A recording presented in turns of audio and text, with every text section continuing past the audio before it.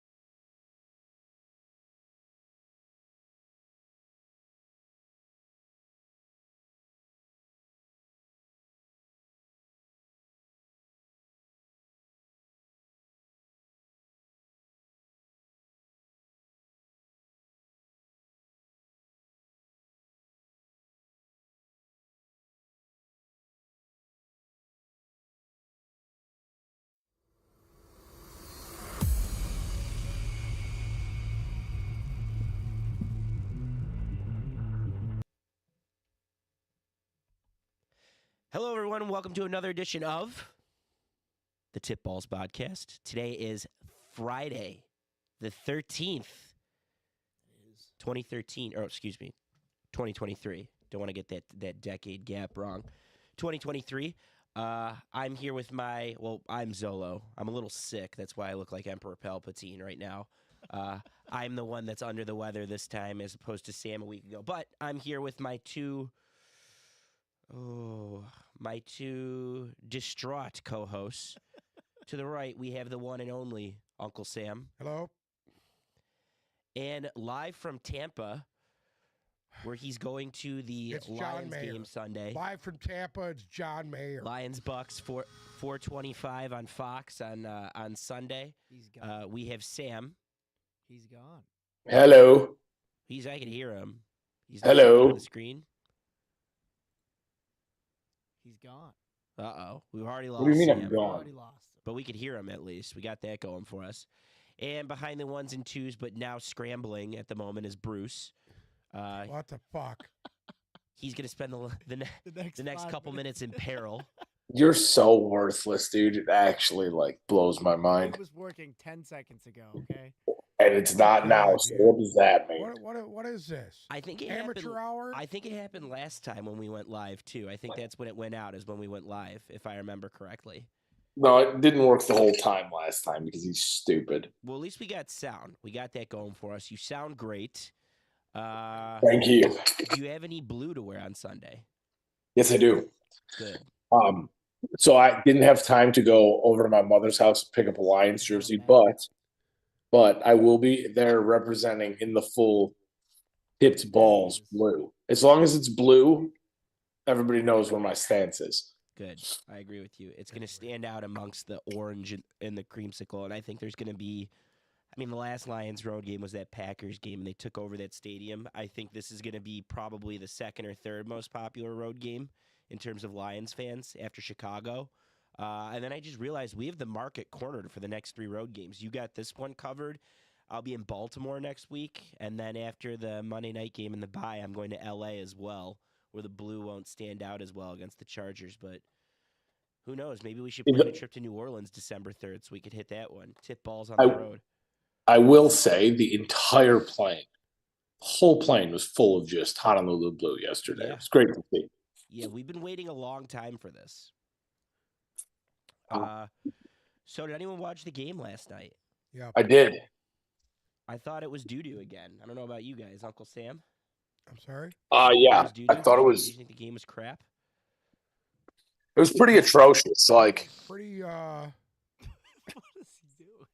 it was pretty bad actually. I don't know. I mean, what do you do at that point, you know? It's as if both of these teams are allergic to the end zone, or were allergic to the end zone last night. Well, yeah, that was the thing. Nobody expected I didn't expect much out of Denver last night, but I expected the Chiefs to, be able to do something against one of the worst ranked pass defenses in the NFL. And they didn't. At the end of the day, Denver held them to one touchdown and just a barrage of Harrison Butker field goals. But Yeah, they held them when they had to, right in the red zone. yeah, and they stepped up. I think, honest to God, if you're going to take anything out of last night's game, it's that Denver's defense took a stand when they needed to and didn't let Mahomes get all cute on them. Any team that holds the Chiefs to one touchdown, you can't really knock them. The thing is I don't know if this is as much of a Russell Wilson issue as it is. I'm starting to think it's kind of a coaching issue. And I'm starting to think that. I thought they played pretty hard yesterday, Sam. I didn't see.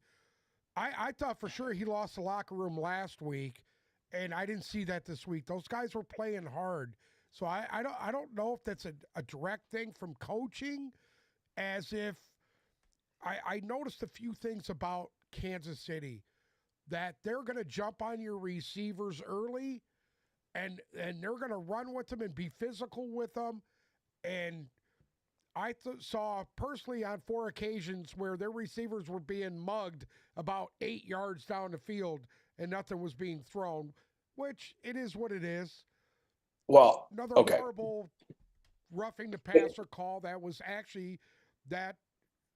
led to the first Denver touchdown that actually they should not have had. They showed Russell Wilson's passing stats with 4 minutes left in the third quarter. He had 57 total yards of passing yesterday. In 40 of them were on a Travis Kelce rip downfield. Listen, I'm glad you brought up the Chiefs. I'm glad we finally agree on something for the first time in 2 weeks. The bigger story here was the Chiefs, but it was on two fronts. Front number one, Denver has been good offensively. Even against the Jets, they were kind of serviceable. I think the big story here is the Chiefs' defense. Nick Bolton came back. Chris Jones is hitting his stride. Reed has been playing outstanding. I think the big story here is the Chiefs' defense is now the key component on that team at the moment. At the moment, do I think that's going to persist? I don't know. But at the moment, the key of that team is the Chiefs' defense, and they're going to go as the defense goes. Yeah, because that's it. Russell Wilson's been good, and I agree. I didn't think the offense gave up at all. I thought they were moving the ball. I love what I saw out of both Jaleel McLaughlin and Javonte Williams. The bigger of the two stories, though, is I think that we are no longer in this is just a phase territory with the Chiefs' offense. I genuinely think there's something wrong. I think the red zone issues are more than apparent. If it's not Kelce, they're not moving the ball well, and he's really banged up right now. He's getting up and limping after every catch that he makes. So they're one Kelce catastrophic injury away, in my opinion, from being out of it. Yeah, I don't know about out of it because that division is still so bad. Yeah, and similar to the Lions, I think they have a 2-game lead in the division. Their division is bad enough to where they can hang around. So hypothetically, they're going to have the full season to figure this out. But at a minimum, I do think that the rest of the AFC, like Baltimore, Cincinnati, Jacksonville, whoever comes out in the East, the Dolphins or the Bills, one of those teams are going to have home field over the Chiefs, and I think that's going to matter when it's all said and done. 100%. They're still going to win their division, but they just don't look good right now. They don't look good. And this happened in 2020 after they well, did they go to back-to-back Super Bowls? They did, right? So they won in 2019, or I'm sorry, they lost in 19, won in 20. Yeah, no, it was the other way around. They won one, then lost. They lost to Tampa. So I think they did. They won in 2020 and then last year. Yeah, but they've gone to 3 of 4, 3 of 5. Regardless, they just don't look good. And I don't think the road to the Super Bowl goes through Kansas City. And I think that's something that we need to keep an eye on now for the next 2 or 3 months here. 100%. And I don't know if you're Denver at this point. I think they have the right idea with their teardown situation. I mean, you're at the point where you're not gonna right this ship. They're 1-5, and the last night that offense just looked so awful. And I do agree with you. I think you have to give a lot of credit to the Chiefs defense. Chris Jones made some beautiful plays last night. I know the 2 picks, I saw both interceptions. I mean, Russell Wilson is a shell of his former self right now, and it's just not clicking for them. I think the big glaring thing is now, what do you do with him? What do you do with Russell Wilson at this point? Are you going to continue to pay this guy, on the upwards of $50 million a year for the production that you're getting? Or are they, as one of their draft picks, does it go to Seattle again? I believe so. Let me double check that, but I'm looking right now.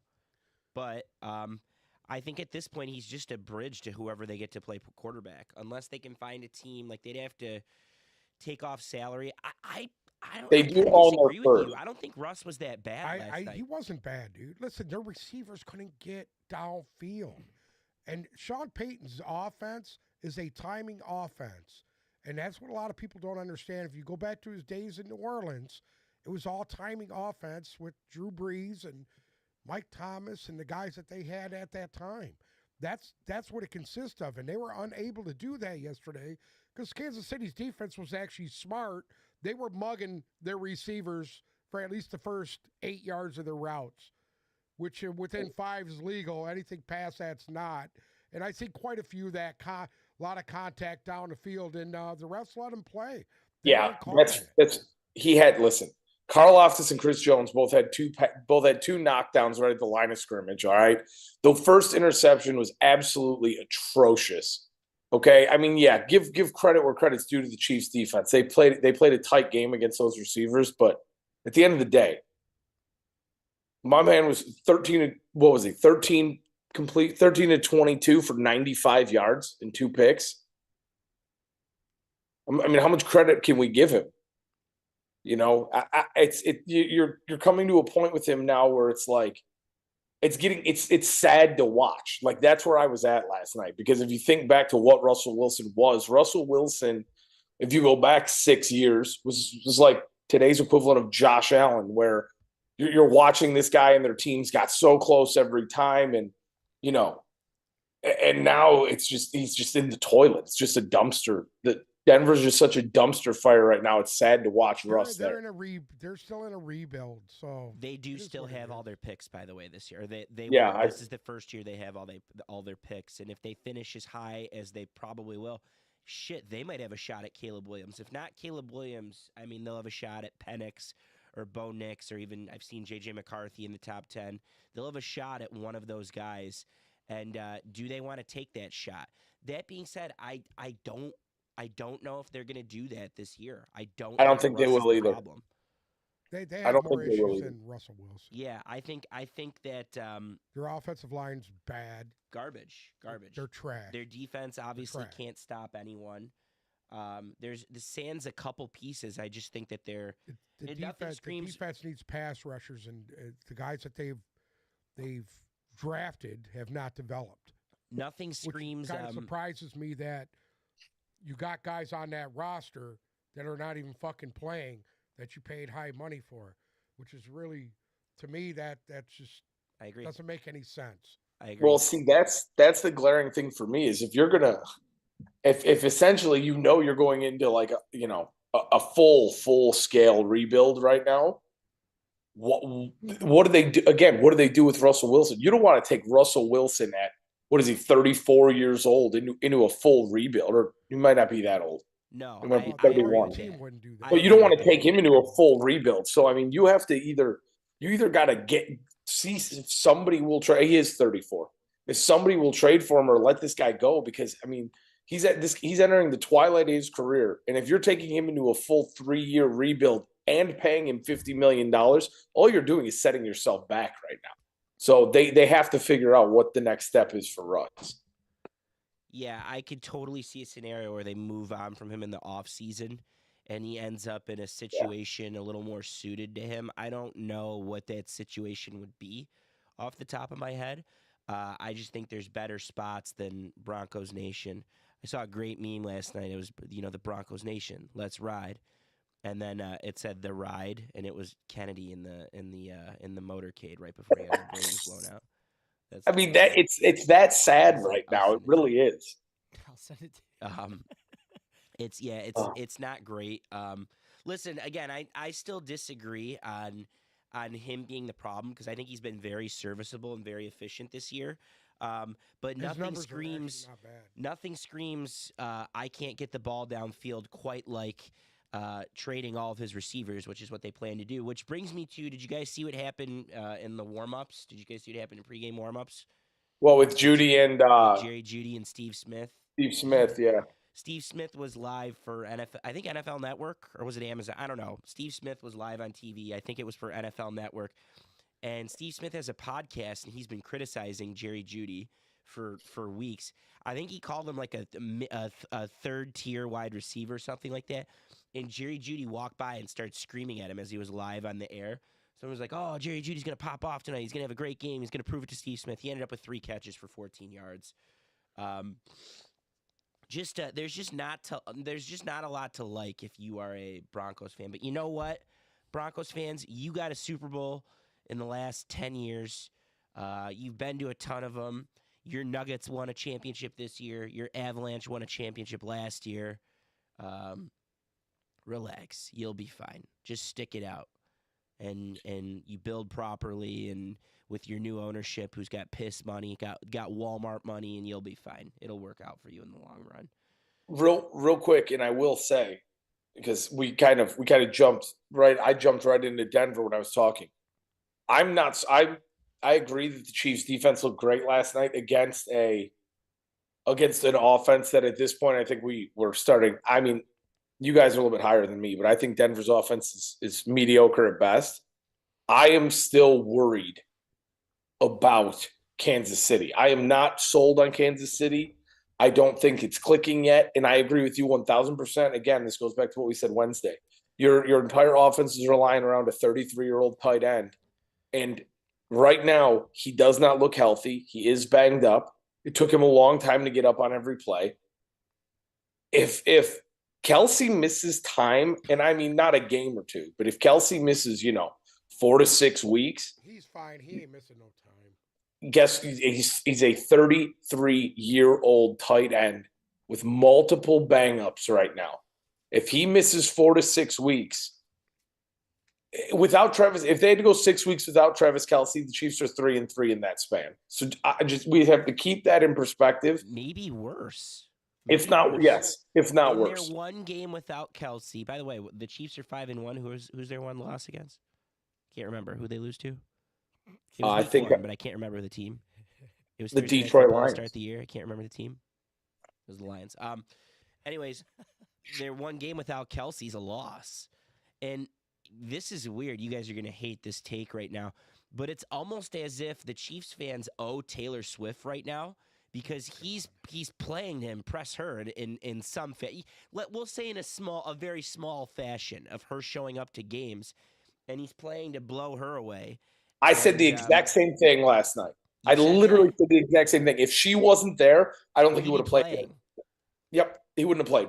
She's kind of willing him a little bit. So yep. I don't love it. They're one peg getting pulled out away. One peg, and it's Travis Kelsey. But I don't know. Remains to be seen. Their division's really bad. I still think Kansas City without Kelsey is probably shedding at least the Raiders, maybe even the Chargers, because the Chargers have coaching issues. But we'll see. It's something to keep an eye on. It's a storyline, in my opinion, early on in the season. It's one of the biggest storylines in football. Could we do a little news? Yeah. Okay, because I know I have a piece of news that I know Uncle Sam is going to absolutely adore right now. So there's a rumor floating around Foxborough that if Mac Jones struggles in this week's game, and Patriots are so irrelevant in my mind right now that I don't even know who they play, but they're playing Vegas. If he struggles in this week's game, they're going to pass right over Bailey Zappi, and Bill Belichick is going to put Will Greer in to be the starting quarterback for the rest of the way if Mac Jones struggles again this week. And I know how big of a Will Greer guy Uncle Sam was back in the day. So he's trying to bait you right now. Are you going to bite it? No. He's not taking the bait. That one wasn't even bait. All he did was talk about how great Will Greer was going to be coming out of college. I don't even remember mentioning Will Greer to you ever, but okay. Will Greer played at Florida, correct? No, West Virginia. That's how much you know. Who's the Florida guy that you liked? Kyle Trask. That's who it was. Oh, it was Kyle Trask. All right, whatever. Yeah, you were right. I was trying to bait him, and it didn't work. But anyways. They should have took Kyle Trask. They wouldn't have this problem. You think Kyle Trask is better than Mac Jones? Yes. Not just right now, but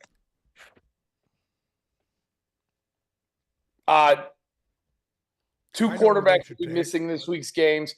Deshaun Watson is extremely doubtful for their game this weekend.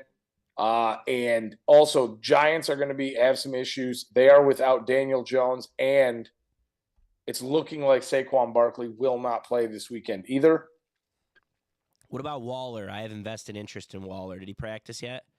So Waller has not practiced yet, but they're saying that he's likely to play. All right. So that one will be one to watch because I don't know what their offense is if they're missing all three of them. Supposedly Sam Laporta picked up a little calf injury. He did not practice yesterday, but he was not on the report either.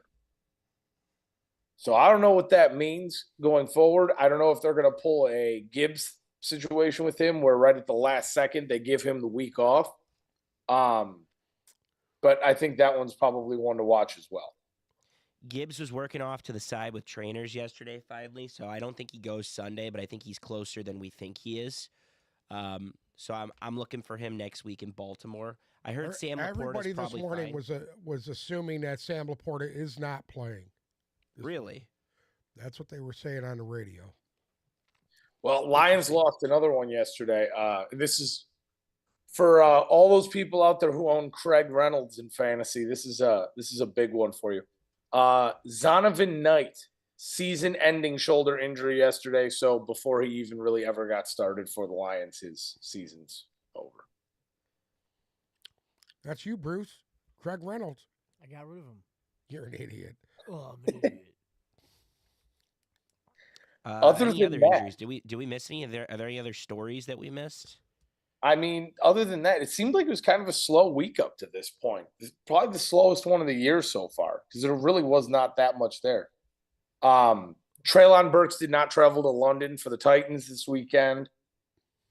I mean, outside of that, Alex Anzalone's parents that were stuck in Israel on a church mission have been reported as safe and are making their way back to the United States. So good for them. Good for the Anzalone family to get reunited here within the next couple of days, it seems like. Other than that, I don't have any more news. So should we go into the picks? Yeah. Is there anything that either of you need to touch on? If I do, I'll mention it during the picks. Okay. Well, I guess we should start off on the other side of the pond then. The Baltimore Ravens are at Tottenham Hotspur Stadium playing the Tennessee Titans. Baltimore is a 4-point favorite in this game. The over-under is 41.5. And I'm not going to lie to you. I think that out of all of the London games that we have seen thus far, and last week's was pretty good. Buffalo was in that game against Jacksonville the entire way, but I think that this game could actually be what? Did you say Buffalo was in that game with Jacksonville all the way? It was a close game. Yeah. And they lost by a touchdown, or they lost by 4 They points. were totally outplayed and outcoached. Okay, that was last week. All Correct. right. This is an intro for this game. Okay. We don't need to debate it. But anyways, I think that this game's actually going to be a lot better than it's looking like on paper. The big thing is Derrick Henry going to be able to run the ball against the Baltimore Ravens run defense? And honestly, right now, I think he can. Again, I don't think Baltimore's blown anybody away yet this year. And I think that I don't know if they're going to be able to. I know I'm going to get a lot of hate for this, but this Titans defense has been a little bit sneaky this year. Don't get me wrong, I still can't stand Titans, but I really think that they have a chance in this game. I'm still going to go Baltimore, though. I think Baltimore can pull this one out by a touchdown. And this over-under, I'm going to take the under. Everybody there's not a lot of points scored in any of these London games. But I think this game's going to be a lot better than people think. I think it's going to come down to the wire. Every time Baltimore blows it, they follow it up the next week with a good performance. And this Titans team is so weird because I can't stand them and they're not good. But they managed to stay in games. Like I picked them last week and then they choked. I didn't pick them the week before and they won. I don't think that they have the firepower to stop the Ravens. And I think the Ravens last week, their 2 losses are just mistakes. It's them shooting themselves in their own foot. And a lot of what this league is, when you have these good teams, like the best teams are the teams that mitigate their mistakes the most. The Lions don't make a lot of mistakes. They're 4-1. Okay? I think Baltimore's going to clean up a lot of the mistakes. And on top of that, they've there's like this theory in London. The Titans are leaving for London, I think, today, and the Ravens have been there all week practicing. And there's a theory that if you're there and acclimated, you tend to play better for that 9:30 game. And it showed last week because the Jaguars were obviously there for almost 2 weeks, and Buffalo was not. And the Jags looked a lot sharper than. I mean, I thought the game was close too. I thought the Jags looked a lot sharper than the Bills. I like the Ravens. I like the number, the -4. I think they'll have no problems covering by a touchdown probably. And I'm gonna go the under because the London under just tends to hit. Uncle Sam? I'm going to go with the Ravens and the under. That's all we get. Ravens and under, Bruce. That's all we get, eh? You want to hear my reason for it? Well, yeah. Usually when we make picks, we do some sort of analysis. So sure, I'd love to. Well, this is my reason for it. Tennessee just can't generate offense, and it's just they gotta. If you can't do that in London, you're going to be in trouble. Amen. In London, you're going to be in trouble. Because it's hard to generate offense there. All teams struggle there trying to generate offense. Yeah, you're going halfway around the world to play a game. I agree. I think it's stupid. You got to be able to do something. Anyway. All right, next up, Indianapolis is heading to Jacksonville to play the Jaguars. Jacksonville, a 4-point favorite in this one. The over-under in this game is 44.5 points. Again, Anthony Richardson on IR. Gardner Minshew is going to be the starter for the Colts. And honestly, as much as I loved seeing Anthony Richardson play because my man left it all on the field, what he did, this is probably right now a better situation for the Colts to be in. Minshew hasn't looked awful so far this year. Again, like I said last week, I think he's probably one of the better out of all the backups in the NFL. Gardner Minshew's up there in the ranks with the best of them. So I still don't think that matters all too much. I liked the way Jacksonville played last week actually the last 2 weeks in London. They haven't won a home game yet. They have not won a game at home in Jacksonville. So this could be a big one for them. I think they need this one. They go to 4-2. They have a nice firm spot in the division because right now them and Indianapolis are tied. I think Jacksonville should win this game. Not in a very easy fashion, but they should win this game pretty handily. And I'm going to take the over in this one just because I don't think that Colts offense right now really falls off that much without Minshew. And obviously, I mean, we saw Zach Moss last week looked absolutely incredible. And Jonathan Taylor wasn't really acclimated back into the offense yet last week. So I think that Indianapolis could put up some points as well. Ultimately, Jacksonville wins this game by more than a touchdown. Jacksonville -4, and I'm going to take the over. Uncle Sam? What's the spread on that? The spread on that one is going to be +4 for Indianapolis, and then the over-under is 44.5. We'll take Indy to win this. Indianapolis to win, and I'm going to take the over. Every time I want to laugh at his picks in real time, I'm like, this guy's fucking crazy. He's right much more than he's wrong over here. So that was the New England pick from last week. He always throws one in there that's just absolutely awful. You think he's only good for one of those?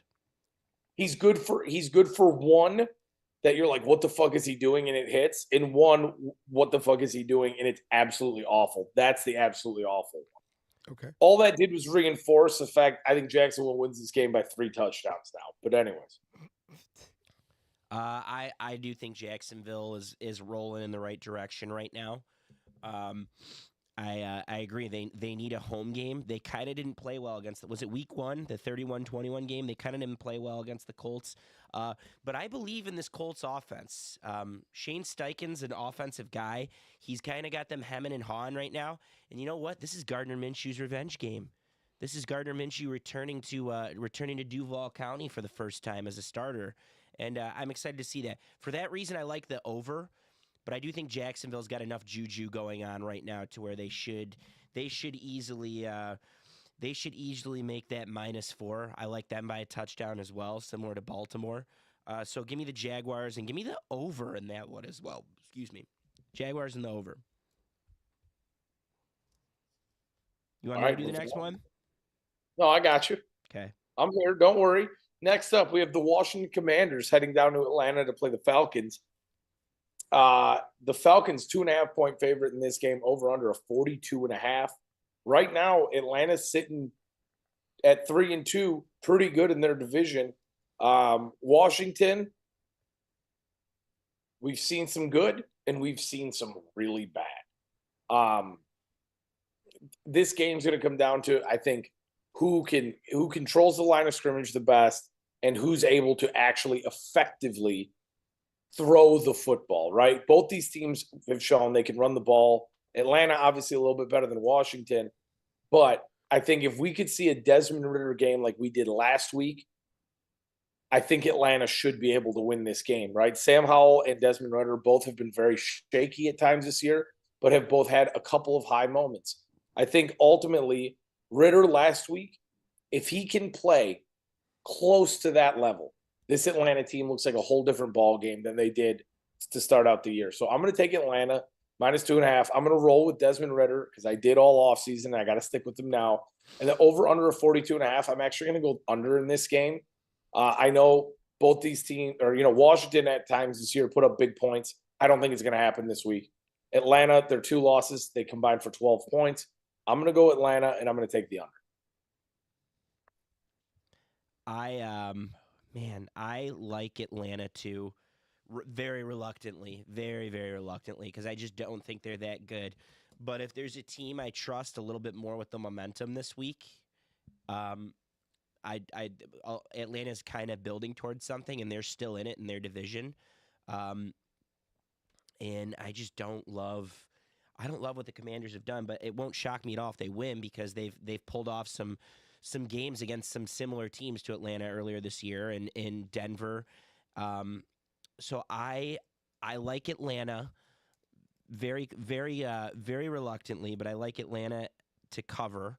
I like them to win by that field goal, maybe even a Younghoe Koo field goal at the very end of the game. But I like the over because I think that Bieniemy and Ron Rivera both have a lot to prove. Ron Rivera is pretty much coaching for his job at this point, in my opinion.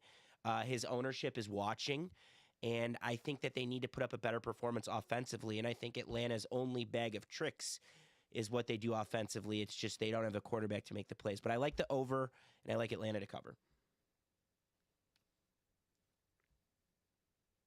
I'm going to take Washington in this game in the over. That'll be the one that hits. That'll be the one that hits. Well, it's a close one, so this is a toss-up. You could say what you want to say. I just feel that Washington's defensive front is better than Atlanta's, and I think they're going to get home. And I agree with you. They were kind of embarrassed last week, and I got a feeling they're going to come back hard this week. So I'll say this much: Ridder and Fields are pretty similar, and Fields was able to shred that. Fields was able to shred that Commanders defense. I think this is a good Drake London breakout game, similar to how DJ Moore popped off, because the corners in Washington between Benjamin St-Juste and then the rookie they drafted, Emmanuel Forbes, just don't. I don't think they have the fire. Atlanta's got a little bit to work with to where they can gash the Commander defense. But I agree. This is a pick 'em, and it's just who's going to be right. Is it going to be you or is it going to be Sam and I? That's what it comes down to. I really think that this is a huge test game for Desmond Ridder. Because like you said, Washington's secondary has been able to be burned, and I agree with Uncle Sam to the effect that they're not going to be Bijan Robinson's not going to be able to run the ball at will against the Washington front. So this is a big test for Desmond Ridder, and I think if he comes out on top in this game, they're not in a bad spot to win this division. Next up, we have a divisional game. There it is. This is a toilet bowl of the week nominee here. The 1-4 Minnesota Vikings are heading to Soldier Field to play the 1-4 Chicago Bears in an NFC North rivalry matchup for the ages. Minnesota 3-point favorite in this game, over under a 44. All right. Genuinely, when I was looking through all the games last night, genuinely, I don't know. Like, you want to say Minnesota because it makes more sense in your head for Minnesota to win this game. Obviously, Justin Jefferson on IR. That's huge, right? So, I mean, it's like the Chiefs losing Travis Kelce is like Justin Jefferson or Minnesota losing Justin Jefferson, right? I mean, I think we automatically see, Kirk Cousins' second most passing yards in the league. I think that drops off by about 25% now. And Minnesota has not been able to effectively run the ball yet this year. I'm going to surprise everybody here. I'm going to take Chicago in this game. I think Minnesota's been that bad. I think Justin Fields is going to have an absolute day against them. I think he's pretty much going to run the ball at will. Minnesota's defenses look soft. And at the end of the day, this is going to be a close game. But ultimately, I think Chicago's able to get somehow Justin Fields is going to will their way into that late touchdown. And Minnesota will be in the same spot as Denver and essentially selling the house on Monday morning. So I'm going to take Chicago to cover, to win, and I'm going to take the over in this game. Uncle Sam? I'm going to take the over, and I'm going to take the Vikings to win this. I just think that the Vikings secondary, Harrison Smith is going to have a ball game this week. Just remember that. I'm with Uncle Sam. I still don't believe in the Chicago Bears. I think what he did the last 2 weeks, Fields, and he has been good. What was it? 8 and 1 interception, 8 touchdowns and 1 interception. Yeah. I don't think that Minnesota's defense is as bad as Washington's and Denver's. I like the over as well, but I think the Vikings, all things considered this week, the loss of Jefferson, I think they're going to come out firing. I'm expecting a massive Hawkinson game, and I think he sucks. But these are the types of games that he steals. And Jordan Addison has slowly been coming on for Minnesota, and because I don't think it's a breakout game because he's been decent. It's just been a slow go, but he's option one now, and I don't think that the Bears have the pieces on defense to slow down what Minnesota can do. Maybe Minnesota's defense is a little more depleted compared to the last 2 years, which it was their identity under Mike Zimmer.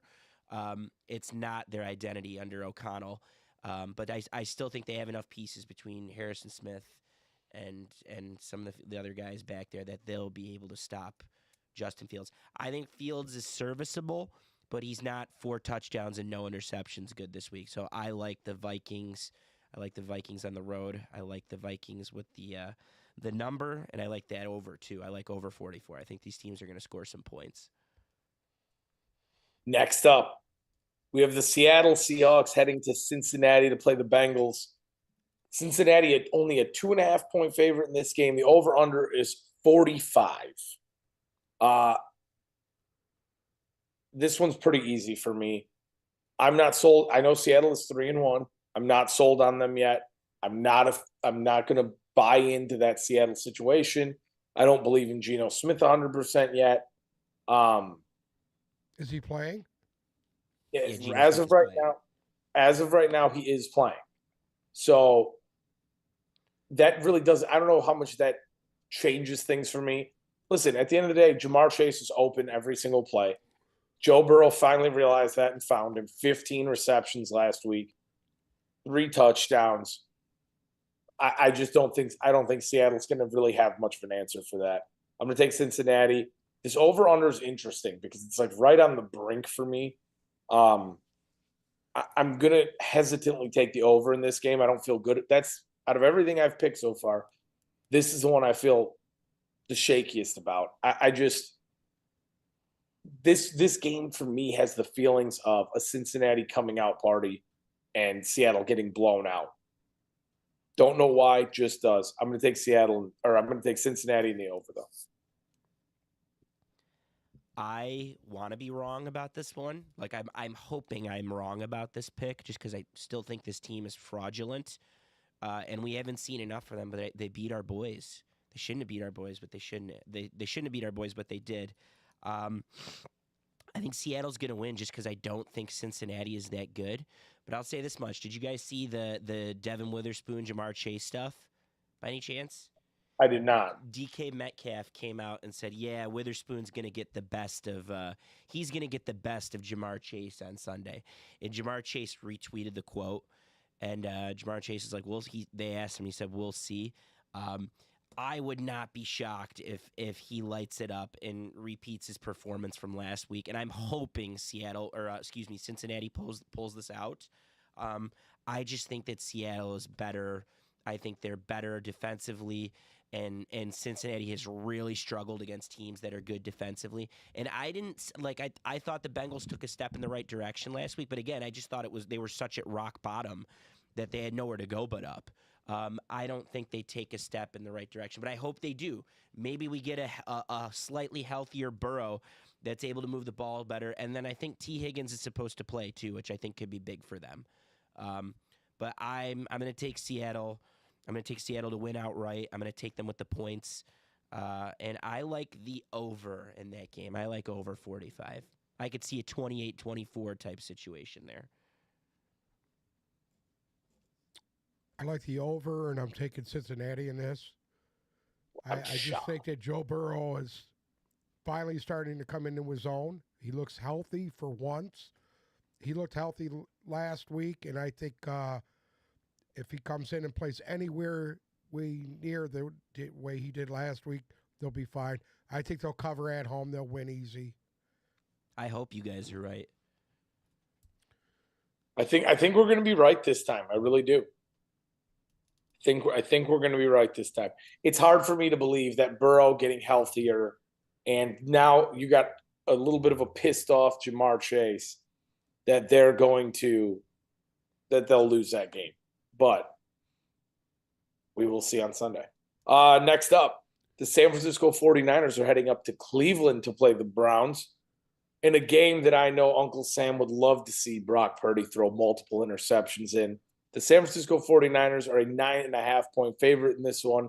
The over-under is a whopping 36 points. This one's easy for me. We have the P.J. Walker-led Cleveland Browns, obviously Deshaun Watson out. I think this is the beginning of the end game for the Browns. Are they a 7-win team? Probably. But I don't think they're much more than that, even if Deshaun Watson comes back and is effective. And I think San Francisco's – I don't want to start anything here. I think San Francisco's the best team in the NFL without question right now. Give me San Francisco. Give me all the points. I'll take them. I'd take them minus whatever it was in this game pretty much. And I'm going to take the under. I don't think Cleveland's offense is going to be able to do much. I mean, I can't really imagine Jerome Ford having a huge day against this 49ers front. I can't imagine P.J. Walker lighting up the world and just throwing at will against this defense either. So I'm going to take San Francisco minus 9.5, and I'm going to take the under of 36. Just, I can't believe I'm saying that, but I am. Is Nick Chubb back? Nick Chubb's out for the year. He's done for the year? Yeah. I'll take the 49ers to win. Doesn't matter point spread. Yeah, obviously I like the Niners. I like the spread. The bigger topic here is the over-under. Well, the bigger topic is how dominant is Brock Purdy going to look, and what quarter are they going to pull him out in, because he's already cemented. He's already furthered his MVP candidacy for the week. But this is a fun over-under because the number's so low. They're trying to bait you into taking it, but they're thinking, well, Dorian Thompson-Robinson couldn't move the ball. What makes you think P.J. Walker is going to have any shot of moving the ball against this 49er defense? Well, it's 36, the number, right? Yes. Hypothetically, let's just assume that the Niners aren't going to take their foot off the gas until the third quarter. And I think the way it's set up, they could drop 28 on their own by then. You just need like a little bit of help from Cleveland. Do I think they're going to do it? Probably not. But this is a fun over under. Like I would move this if you're a bettor. I would move this down and see if you can get better odds in like the 30 range, which would be Cleveland ends up with a field goal at some point. They're playing at home, and we all know how that dog pound makes a difference at home. Uncle Sam, can you give me a couple barks for the dog pound real quick? No barks. Eventually, it'll happen. It'll happen eventually. Win the Super Bowl. So no, it won't. But I'm gonna take the under for now. But this is a trap over under. I could see it hitting. I could see Cleveland end up getting somewhere between 6 and 10 points, and making this number a little bit more relevant. But give me the Niners with the big number, which is 9.5. I think they're gonna have no problems covering that even on the road. And I like the under for now. But I could see a scenario where the Niners do enough damage and Cleveland sends it over with a field goal or two. Next up, we have the Carolina Panthers heading down to Hard Rock Stadium in Miami to play the Dolphins. Miami is a 13.5-point favorite in this game. The over-under in this one is 47.5. And Carolina is starting to look a little bit banged up here. There's a lot of guys who are a lot of starters for this Carolina team who are extremely questionable for this week. Brian Burns questionable, Miles Sanders questionable but should play. Safeties Von Bell and Xavier Woods are both banged up going into this game.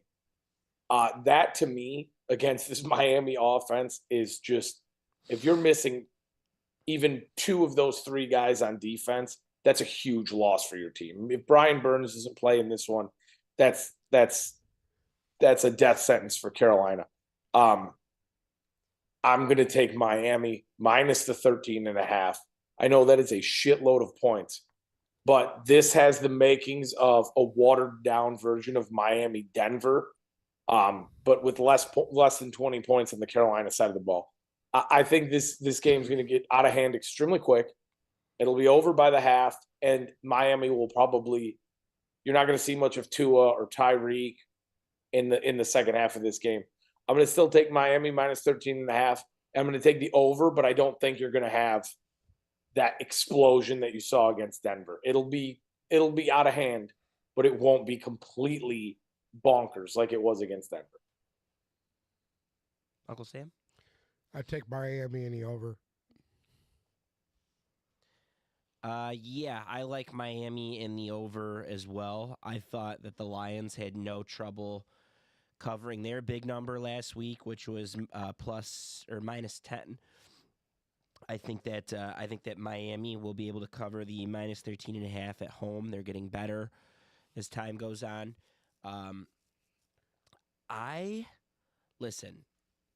There's a big back and forth this week that's been going on Bryce Young. If you remember during the combine, or maybe it was pro day, I don't remember what it was, but at some point, Josh McCown, you guys remember Josh McCown? He is the quarterback's coach for the Panthers. And at some point during the draft process, he looked at CJ Stroud and they were playing basketball and they were talking about how we could shoot jumpers together when you're in Charlotte, is what he said. And then they ended up taking Bryce Young out of nowhere after Stroud led in the draft process. If you're a Panthers fan, I still think Bryce Young's got a lot left to give. I think he's going to be really good. I think he's just going to come out a little bit slower like Tua did. But you're looking at Stroud like he's Justin Herbert in his first year from afar. And the way Stroud, he reads defenses, he can call audibles. He's just a good, efficient quarterback. Well, there's been an internal battle between Frank Reich and the owner of the Panthers, David Tepper. Apparently, David Tepper forced them to take Bryce Young, and maybe they don't like where they're at with Bryce Young compared to Stroud. But they're doing some things to help Bryce Young, who was serviceable last week in the Lions. It came in garbage time, but he was serviceable. They're doing some things. They're simplifying the offense. They're simplifying the calls for him. They're trying to make it a lot easier for him to be more efficient at the line so he doesn't have to do too much. And I think that's going to show. And I don't think this is the week they hit that number, but I think that Carolina is going to do enough offensively to where they're going to push the over-under over. So I like the over in this one. It's just hard to pick against Miami at home with that big number. So I'm going to take Miami with the 13.5. But I do like the over in this one. We have a little prediction here. Rack Jandazzo says in the chat that he thinks Brock Purdy will get hurt and be out for the year after suffering a severe groin injury from banging too many dudes. So a little insight there. Next up. We appreciate the insight, Rack. Thanks for tuning in. Groin injury, out for the year. Next up, the New Orleans Saints are heading down to Houston to play the Texans. New Orleans a 1.5-point favorite in this game, over under a 42.5. Obviously, New Orleans has not put up all that too many points in any game they've played this year. Their offense has been rather flaccid at times. Houston's been the exact opposite. Outside of last week, they've pretty much scored at will, it seems like. But for some reason, New Orleans keeps pulling out these close games. And Derek Carr hasn't by any means taken the world by storm, but he's been effective enough to get them 3 wins. CJ Stroud, on the other hand, I mean, what is it? The record of the longest start to a career without an interception so far. New Orleans defense is pretty stout, though, and that's worrisome in this game because Houston last week went up against, I mean, is stout the right word to describe Atlanta's defense? I don't know. But a better defense than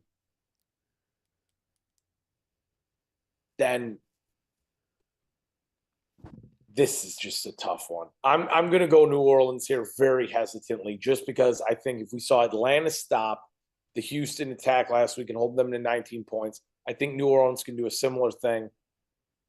Also, it's starting to get kind of scary. If we were looking at Dameon Pierce's numbers here, he's not even averaging 3 yards per carry. And at some point, putting all that pressure on the back of Stroud is going to start to weigh on him. I know it's been an extremely good start, but they need to find a way to run the ball, and I don't think they're going to run the ball all too well against this New Orleans defense. I'm not saying New Orleans defense is some sort of world beater, but Atlanta was able to keep Houston in check, and I think New Orleans will do the same. Give me New Orleans -1.5. And I'm going to take the under in this game. That game last week out of Houston has me spooked about them a little bit right now.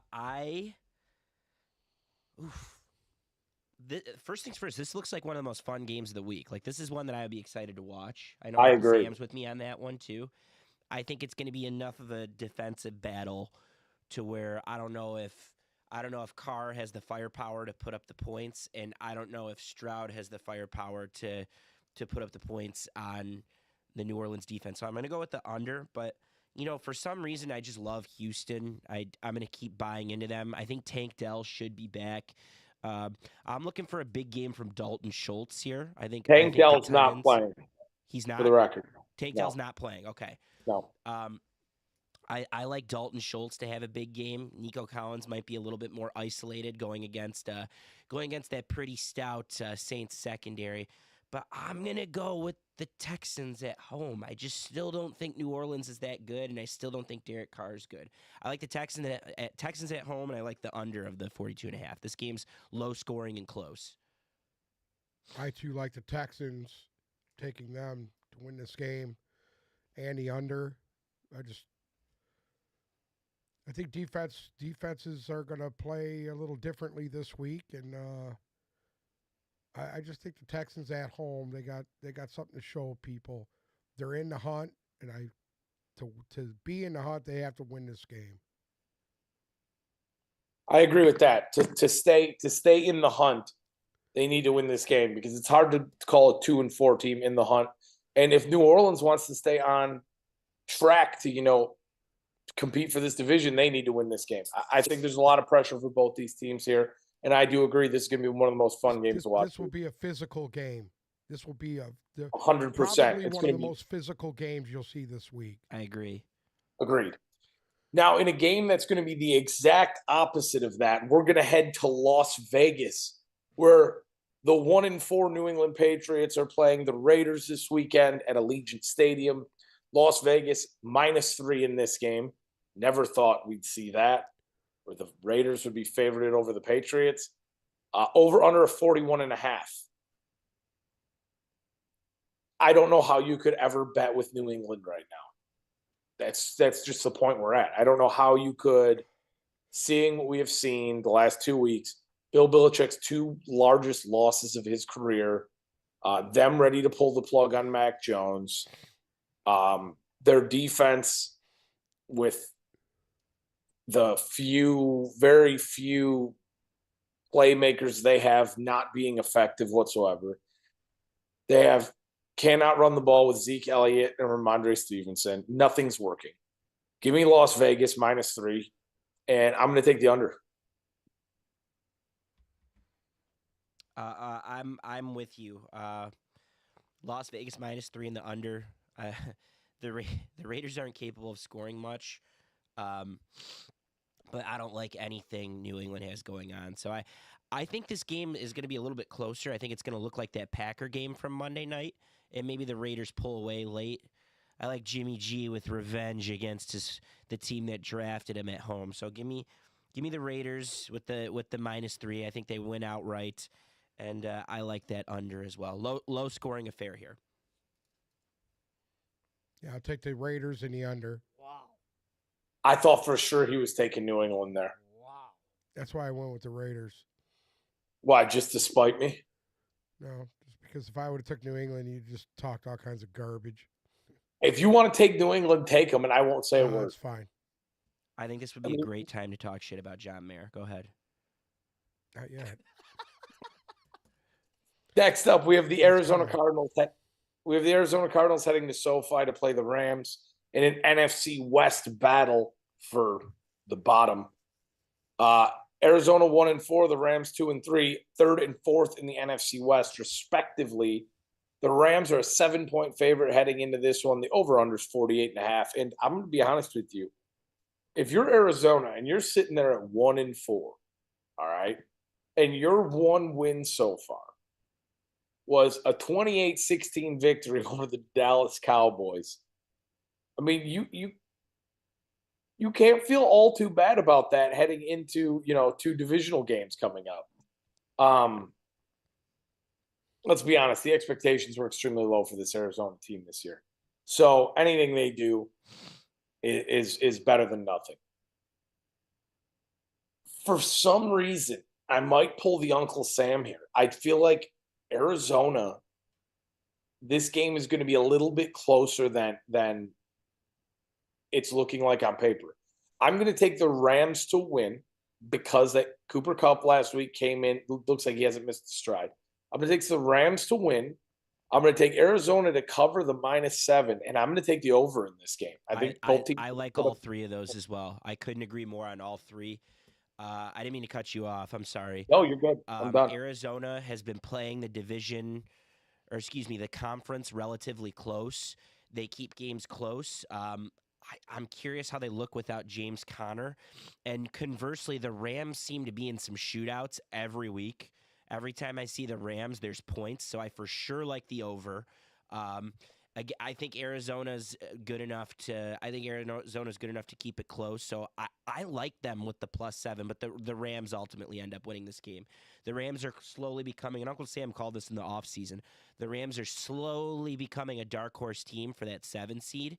But I need to see a lot more from them. But I certainly like how they score. And yeah, this should be a fun one. I mean, this is another on paper one that's curious to watch for sure. I agree with all 3 of those things though. I like the Rams to win outright. I like the Cardinals to cover the +7, and I like the over. Taking the Rams in the over. Just Kupp came back last week. It looks like he hasn't missed a beat, and I think they're only going to get better. The guy that's going to benefit from all this is Puka Nacua. He's the one that's going to be getting just wide open down the field because everybody. Are you saying this just so you will him do 30 points this week in a fantasy win? Sorry? Are you just saying this so the gods step in and you will Puka Nacua to a 30-point week in a fantasy win? Yes. What I thought. in a game that is going to pull at the heartstrings of one Uncle Sam so deeply. I have no idea what direction he's going to go in here. Either way, he will be a traitor. Philadelphia is heading to New York to play the Jets at MetLife Stadium. Philadelphia, a touchdown favorite here. Let him go Uncle, first. Let him go first. I I'm want to see what he looks like with a gun to his head right now. Of course. Uncle Sam, left ventricle Philadelphia and right ventricle gangrene facing off against each other. Philadelphia, 7-point favorite, over under a 41. Let's hear it. I was thinking more left nut and right nut here. I'm going to take the under in this game. I'm going to take the under, and I'm taking Philadelphia. To win, to cover everything. Yes. Okay. I just don't think that I don't think that the Jets have the guns to stay in with them. Although I think Breece Hall will have a huge day. For some reason, I see Philadelphia struggling stopping Breece Hall. So, I can back that but up. I still think they'll cover and they'll win. I can back up your Breece Hall stat right now. Give me a second. I got to pull it up. But his usage is starting to go through the roof. Yes. It seems like they were easing him into it. He's off a snap count now. Give me 1 second. But in the meantime, I'm going to. I agree with you. I like the. I actually like the over in this one because I think Philly isn't consistent. They're either winning games because their defense is making plays, or they're winning games because their offense is making plays. I think offensively they are one of the teams that can crack the Jets defense, no problem. They should be well balanced and do some damage. That being said, I think the Jets are going to kind of get their licks in this one as well. But I like the over, and I like Philly. I like the number. I like -7. I think Philly has no problems winning this game by probably 10. Breece Hall, real quick. I truly think the Jets are going to keep this close. I think their defense is good enough to kind of give Philly some real issues. I just think they're going to cover. That's why I'm taking the under. Mm-hmm. Is just because I think that they're going to hold them in check pretty much. The number's -7. Defensive. The number's -7. Do you think the Jets cover? Do you think if you give the Jets 7 points, they pull it out? I don't think. I think they'll lose by more than 7. Yeah, but they keep it close the entire game. They'll keep it. I'm with you. The Jets haven't been blown out. Other than Dallas, they haven't been in like any uncompetitive games. You know, they were competitive against the Patriots. It was just a Zach Wilson problems. They were competitive, obviously, week 1. They were obviously competitive last week. They were competitive against the Chiefs. It's just the Broncos game where they weren't really competitive. And I like Zach Wilson a lot more now than I did then. So I could see them keeping it close. I just think Philly ultimately does what they do. They bully you in the trenches. They're going to run the ball down their throats. Real quick, you nailed it on Breece Hall. Just from a fantasy production standpoint, week 2, he had 0.9 points, which is 9 yards. Week 3, it went up to 3.2. Week 4, it went up to 8.4. Last week, obviously, he popped off 26.9. I think his usage should be very good. And one thing teams have done, well, I guess they haven't run the ball well on Philly, but I think Breece Hall bucks that. I think he has a decent game for them, in the 10 to 20 range in terms of points, and I'm looking for him to rebound a little bit for sure. Jalen Carter might not play this week. He's questionable. So that's a huge thing for Philly to be able to stop Breece Hall. Well, that's a huge thing for Zach Wilson. Because the best thing that Jalen Carter has done through 2 weeks is pass rush, which we knew. We knew Jalen Carter was going to be one of the best interior pass rushers in the league. So that could be big for Zach Wilson to take that pressure off him. Of course, you still got Fletcher Cox. You still got Jordan Davis. You still got to deal with the crazy secondary. By the way, while we're talking about Philly, Fletcher Cox snuck his way into the Phillies locker room celebration last night. And it looked cool. And I'm sneaking this in at the wrong time, but out of all of the Tigers that Dave Dombrowski and Avila traded away for nothing and that we've lost over the last decade, I think the biggest one is going to end up being Nick Castellanos. He's been so good. I think he had 2 homers yesterday. He had at least one. It was a game-winning homer. He bats 7th. And he's just his personality is so great. So they interviewed him after the game, and they're asking about like how he fits the identity of the city. And his response live on the air was, "Yeah, I fuck with Philly." And then on top of that, the Eagles have been partying. Joel Embiid was at the game yesterday. The Eagles have been partying with the Phillies. And the Phillies went out after the game last night, and they were on some balcony, and someone was right under Nick Castellanos, and he just gave the fucking middle finger like this. So we miss you, Nick Castellanos. The Phillies, Bryce Harper, I see what you're doing over there. Isn't he hurt? Bryce Harper? Yeah. No, he had 2 home runs 2 nights ago, and he stared down. He got hurt last night or something. He's fine. He'll be fine. Anyways, wrong time to talk baseball. I'm with you, Uncle Sam. I like the Eagles with the -7. I like the over in this one, surprisingly, and I like the Eagles to win it outright. Go ahead, Sam. We've talked too much about this game. Yeah, no, I'm going to take Philadelphia -7. I'm going to take the over. You guys covered every point I was going to make, so it's perfect. Next up, the New York Giants are heading up to Buffalo to play the Bills. They don't have a quarterback. They don't have a running back. They don't have a tight end. What do they have? A whole lot of nothing. Buffalo 14.5-point favorite in this one. The over-under is 44.5 points. Here's the thing.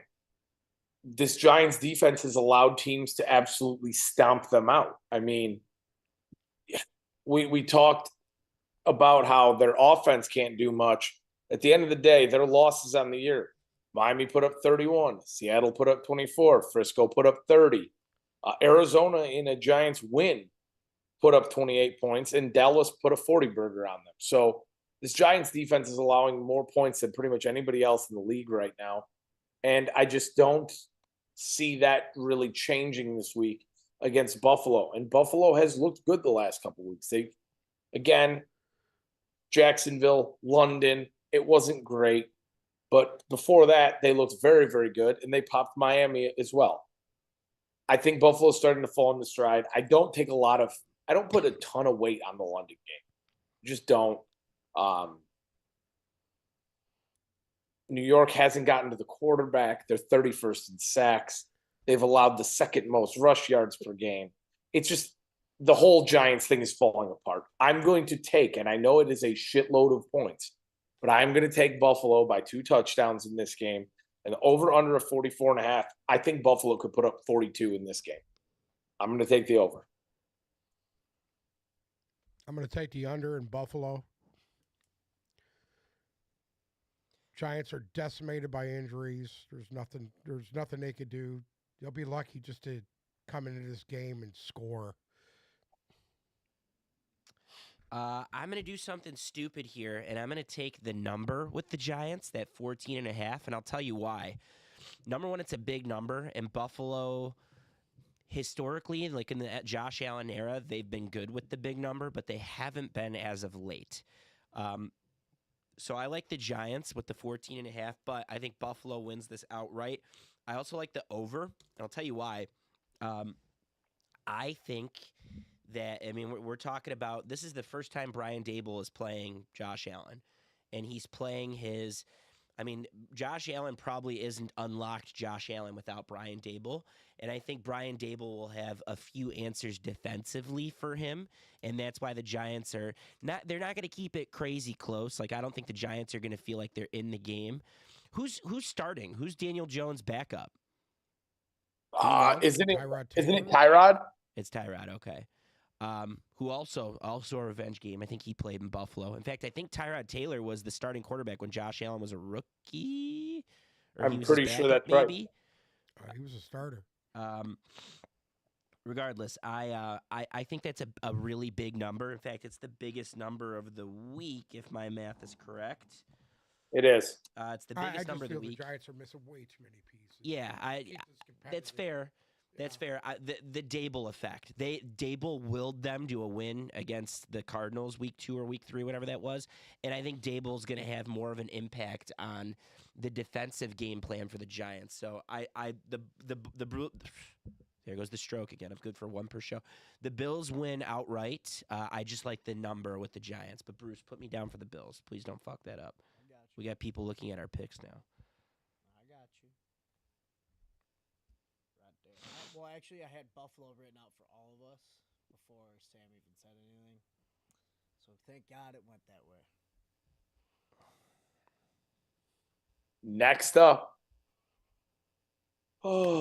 we have the Dallas Cowboys heading to Los Angeles to play the Chargers. Dallas, a 2.5-point favorite in this one. Over under It's a 50 Monday night and a game. half points. Honest to God. Yeah, this is Monday night. You know that, right? This is Monday night? Yeah, we could still pick it. Go ahead. Let's just do No, it. you want to do it? Let's just do it. Okay, let's do it. Dallas, 2.5-point favorite, over under 50 and a half. That's the highest over under of the week. And honestly, I'm kind of surprised that this line was as close as it is. I know Dallas has,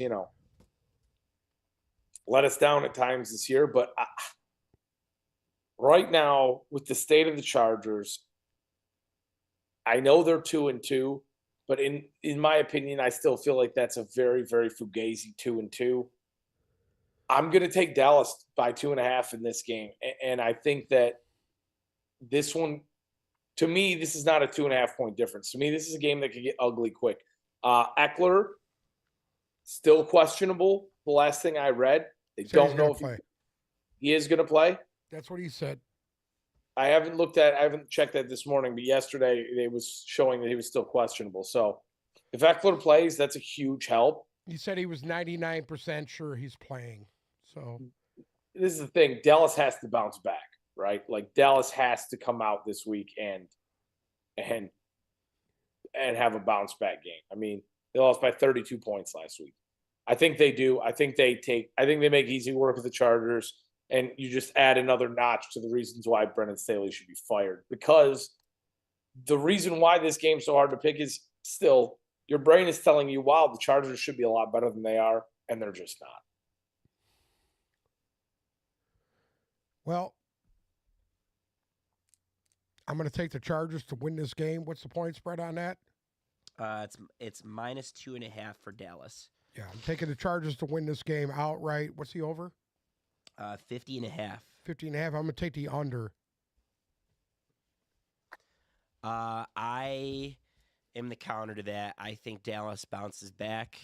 I know they've been embarrassed twice this year. I just think it's same drill. It's a good medicine. I'm hoping this is a good game. On paper, this is a pretty good game.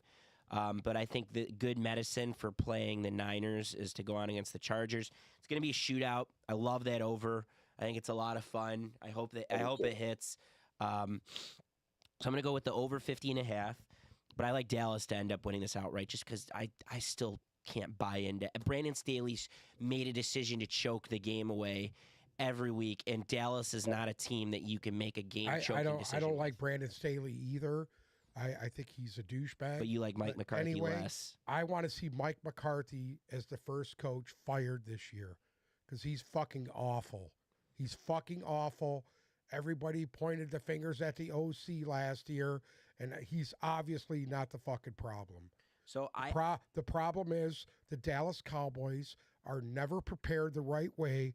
They have such a talented roster and a garbage quarterback and a garbage head coach, and he needs to fucking go.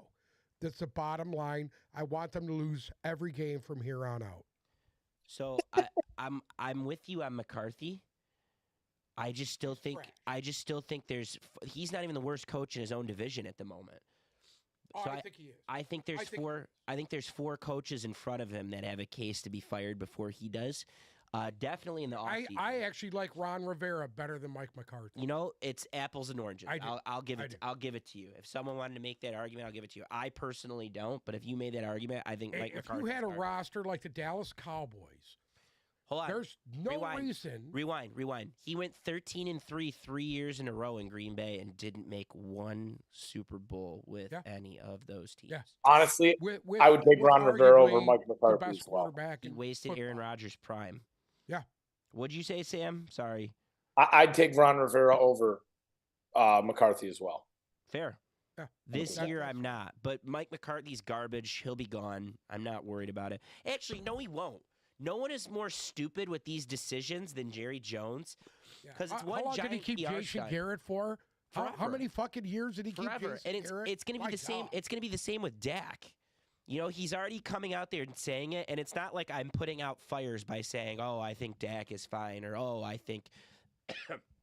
Excuse me, I'm sick. Oh, I think Mike McCarthy's fine. It's not like he's putting out fires. Jerry Jones is the guy that says it, and then you actually believe it. You know, when he does something, when he says something, he does it. And I honestly, the Cowboys are so lucrative. He doesn't need to win a Super Bowl. They're already the most expensive franchise in the league. They could be mediocre forever, and the money's still go into his pocket. And he doesn't seem like a guy with a winning mentality because he doesn't make the picks like a guy with a winning mentality. So I think he's fine with the mediocrity. And I wouldn't be shocked if Mike McCarthy comes back or Dak comes back. Obviously, they shouldn't do that. Obviously, it's a bad decision. I don't agree with that totally. You want to know why? I think he's getting older, and he knows the box is real close to him. And Well, I yeah, think he he wants loves to women. win Of course the before he box goes is close into to him. it. So I see him absolutely blowing this up after this year. If this goes bad and goes south like it looks like it could, and hopefully this is the game to do that, to make him fucking force him into making a decision, I think it could happen. I think you could see McCarthy gone. Next up, our very own Detroit Lions are heading south to Tampa Bay to play the Buccaneers. Detroit, a 3-point favorite in this one, over under of 42.5. And Zolo, I'm tossing it to you. Go ahead. Yeah, I think the key in this one, is the Lions' defensive line. I think they are going to potentially eat. A little fun comment from the Bucs left tackle Luke Godeke. Am I saying? I don't even know who he is, but he had a comment this week on Aiden Hutchinson, who's playing like one of the best defenders in football all around, let alone defensive ends. He goes, I mean, there's elite pass rushers all over this league. I've already faced Danielle Hunter, and I would put him above Aiden Hutchinson, to be honest, and Cam Jordan. Listen, I think the Lions' D-line eats this week. I think they stop the run with no issue. And one of the best recipes for a mobile quarterback is to stop the run. Now, I will say Mike Evans is probably going to play. He was limited in practice, which is crazy coming out of a bye because he didn't practice until yesterday. I kind of like all of the Bucs pass catchers, and I like what Baker Mayfield is capable of. But I think this is a game. Again, there's this thing with these mobile quarterbacks, and it applies to Fields, it applies to Lamar Jackson, it applies to Baker Mayfield, it applies to Russ. There's this stigma that they cannot play from behind, and I think the Bucs will be playing from behind early. I still think they're a good team. I still think they're going to do enough defensively to mitigate the Lions' offense slightly. But I think the Bucs will ultimately be playing from behind a lot of the game, and you will see Baker throw the ball away on multiple occasions. So that's going to start with the Lions' D-line, and then it's going to trickle down to the secondary. I think this is a very good defensive game for the Lions. Give me the Lions to cover the -3. Give them to win outright. The Lions have covered in 4 of 5 games. The only game they didn't cover was Seattle. And they were close to covering the Seattle game. They, if they win a coin toss, they probably win it in overtime. They cover Seattle. So in regulation, the Lions have covered every game they've been in. And I'm going to go with the over. I think this has potential. 42.5. The Lions are a top 5 offensive team. They're number 2 in big play potential. I think the Lions have enough firepower to go against the Bucs defense, and they're going to manage over 24 points in this one. And I think Tampa kind of scores some points too eventually. It's not gonna persist as the game goes on. So the Lions do good damage covering covering the spread there. Give me the Lions -3. Give me the Lions outright, and give me the over in this one. Uncle Sam? What's the over in this? 42.5. Yep. What's the spread? 3. Lions are getting 3. Yep. I'm going to take the Lions in the over in this. The key to this game is real simple. David Montgomery. Montgomery, baby. Doesn't get Honest more to simple God, than that. David Montgomery. I really agree with. If he's I able agree to do what with he's been able to do the last few weeks against a very stout defense, they'll win this game. I agree with you. And I'm not going to lie. I think that David Montgomery does have a really nice game. I think that Tampa Bay is 3-1. All right. And I think it's probably one of the flukier 3-1s in the league. And I know it's hard to say that because Baker's been playing good. And in all reality, like their defense hasn't looked bad. And Mike Evans has taken the world by storm at points. And all that's great. But I'm sorry. The talent level here, Detroit is a better team than this Tampa Bay team. And I think they show that. I will say this game feels the most Seattle-esque. It feels like Tampa could just come in and punch them in the nose, but I don't think it happens. I think that was the Seattle game was the one game this year that they should have won that they're going to lose. I think they beat Tampa. I think it's a good game. I think it's a close game. I think it's a good physical battle. Ultimately, I'm going to take Detroit -3, and I'm going to take the over in this. I think there's going to be a decent amount of points scored both ways, but Detroit comes out on top by a touchdown. Can we go back to Tampa real quick? You Yeah. think they're kind of fluky. Don't you still feel like, though, they're going to have – like me personally, I still feel like they have the best shot to win that division. Am I off on that? No. Like No. I think – see. I don't think so. I'm indifferent right now. Realistically, I think Tampa could be one of those teams that's starting out looking real good, and then it just slowly falls apart, right? It has that the Todd Bowles thing. It's it's the Todd Bowles thing. I do not trust Todd Bowles. I don't trust him to do anything right. He will eventually shit this season away, and I think ultimately he'll probably be one of the reasons why they don't make the playoffs. 2, Mike Evans is banged up already. That's a disaster to happen. 3, it's Baker Mayfield. And like at the end of the day, is he playing okay right now? Yeah. Do I expect Baker Mayfield to put it together and make a complete season out of this and have a 9-win football team? No, I don't. Ultimately, I think this Tampa team is going to fall apart. And I see more stability from New Orleans and I see more upside from Atlanta. I just think Tampa does the most well. It all goes back to mitigating the mistakes. Yeah. And I think that I don't know if they have the Saints quality defense, but I think their defense is so much improved, and I think it's great. I buy into what they've been doing defensively. I think that's one of the reasons that they've been in games, and they just I don't want to call it a revitalization of Baker because I never thought he was bad. But his usage is perfect right now, and I think he's got the best pass catchers he's ever had in his career. And I just think they do the most well in that division, and that's why they are where they are. It might be fluky because of their schedule and because they don't play anybody, but they went into New Orleans and manhandled the team that I think is the next closest to them in their division.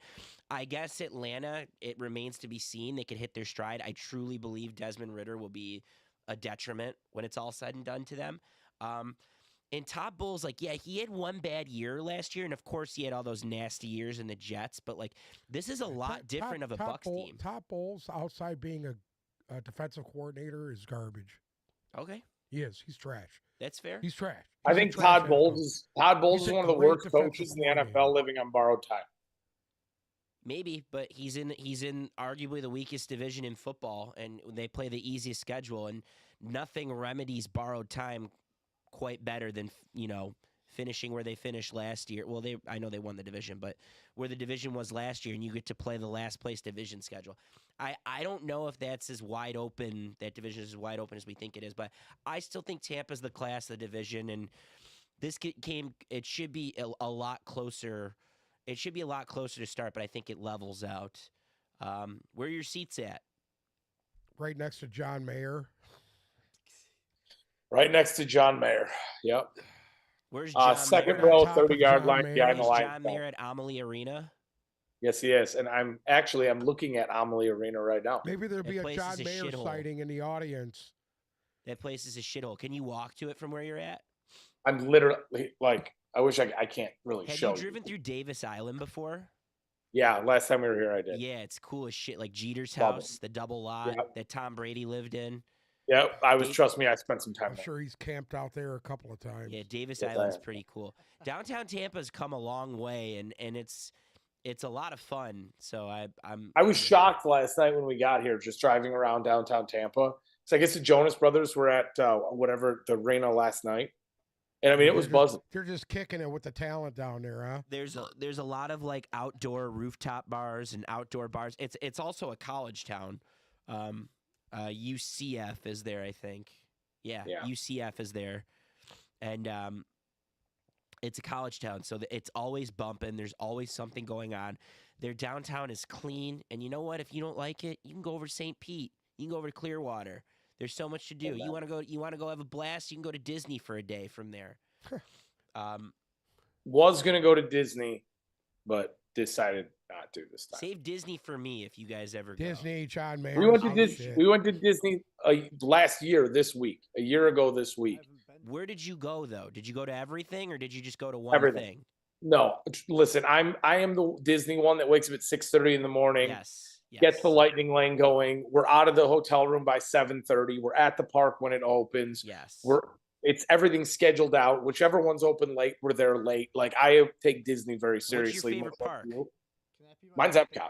I love Epcot. Epcot is strong in different ways. I don't go to Epcot for the rides, but I haven't been there since that Guardians of the Galaxy ride opened up, the Cosmic Rewind, and I heard it's outstanding. You a Guardians fan? No. You Marvel fan? Also, No. You Star I Wars? think Animal Kingdom is the most underrated one. Yeah, no, I think Animal Kingdom's the best all-around park. Yeah, it's right there. If it wasn't for the food and drink at Epcot, I would agree with you 100%. Yeah, you're going to Epcot for the food and drink. Now, I'll be honest with you. I haven't been to Magic Kingdom in years, but conversely, I've been going to Disney. Like, I'm going to Disneyland in 3 weeks, and I've gone to Disneyland 3 times in the last 5 years, and that's very similar to Magic Kingdom. I haven't been to Magic Kingdom in a while, but I want to see. They added a Tron ride there in Future World, like right next to I think I did it Space Mountain. And I want. When did that open? What's up? That opened within like the last couple of months, right? Yeah, it did. It opened. It opened Memorial Day this year, actually, and it's based off of. They did a Tron ride in Shanghai, Disneyland Shanghai, and I've been seeing it for years. And Tron Legacy is one of my favorite movies. So they opened the Tron Light Cycle Circuit at Future World at Disney World, and I now I have to make an appearance there. So I plan to. Do you do Universal at all? I'm just curious. I did Universal LA once, and I haven't done Universal here in eons. So I would love to. Drill going off right now. Haven't had a chance. Yeah, are you trying to get us a DeWalt sponsor or what? I don't know if we could. I wouldn't have this. I would have my Milwaukee. That's you. So then, why are you plugging the DeWalt drill on a Milwaukee? Because it was laying on the desk here for some odd reason. And you just needed something to fucking play with? Well, got to do something. Yeah, but his big thing was never play with the drills. It's either that or play with John Mayer. I'm going to go play with John Mayer. Anyways. Some huge talent out there in Tampa this week. What did you say? The Jonas Brothers and John Mayer? Fuck. Are you kidding me? Wow. Listen, dude. You suck, dude. All right? Wow. Enjoy Knot Fest watching Marilyn Manson and Korn happen until the day. Whatever, dude. Anything to add? Does anybody have anything to add? We kept this show under 100 minutes right now. No. Nick Castellanos. I added what I wanted to add. Okay. Uncle Sam? What? Do you have anything to add? God bless Milwaukee. Boobs, titty. I don't know. No, I'm good. Thank you so much for listening to another episode of the Tip Balls Podcast. Make sure to follow our socials, Instagram and Twitter at Tip Balls, TikTok at Tip Balls Podcast. If you're listening to us on Apple Podcasts or Spotify, make sure to check us out on YouTube. Remember, subscribe and join us in the chat when we go live because we just love talking to you guys. Thank you guys so much for listening. It's been another great week. Enjoy the weekend. You got to remember, this is week 6, right? This is week 6, yeah. Only 12 more weeks of regular season football left, so enjoy it while you can. Thank you so much for listening. You will hear from us Monday or Tuesday.